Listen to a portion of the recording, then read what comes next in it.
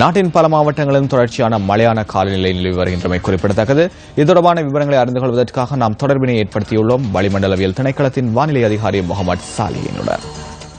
மாவட்டத்தில் மழையுடன் கூடிய வானிலை தொடர்வதுடன் வானம் முகில் நிறைந்ததாகவும் காணப்படும். கொழும்பு மாவட்டத்தில் அடிக்கடி மழை பெய்யக்கூடும். சப்ரகமுக தென் மாகாணங்களிலும் அத்துடன் களுத்துறை கம்பஹா மாவட்டங்களிலும் இடைக்கிடையே மழை பெய்யக்கூடும். நாட்டின் பெரும்பாலான பகுதிகளில் பிற்பகல் 2 மணிக்கு பின்னர் இடியுடன் கூடிய மழை விருத்தியடையும். இடியுடன் கூடிய மழை பெய்கின்ற வேளைகளில் தற்காலிகமாக பலத்த காற்றும் மின்னல் தாக்கங்களும் ஏற்படக்கூடும். இவ்வாறான சந்தர்ப்பங்களில் பொதுமக்கள் அவதானத்துடன் செயற்படுமாறு கேட்டுக் கொள்ளப்படுகின்றனர். கடல் பிராந்தியங்களை பொறுத்தவரையில் புத்தளம் தொடக்கம் கொழும்பு காலி ஊடாக ஹம்மாந்தோட்டை வரையான கரையோரத்துக்கு அப்பாலுள்ள கடல் பிரதேசங்களில் மழை அல்லது இடியுடன் கூடிய மழை பெய்யக்கூடும். நாட்டை சூழ உள்ள கடல் பிராந்தியங்களின் பல இடங்களில் பிற்பகல் 2 மணிக்கு பின்னர் மழை அல்லது இடியுடன் கூடிய மழை விருத்தியடையும். காற்று மணித்தியாலத்துக்கு 20 முதல் 40 கிலோமீட்டர் வேகத்தில் தென்மேற்கு திசையிலிருந்து வீசும். புத்தளம் தொடக்கம் மன்னார் ஊடாக காங்கேசன்துறை வரையான அத்துடன் மாத்துறை தொடக்கம் அம்மாந்தோட்டை ஊடாக மட்டக்களப்பு வரையான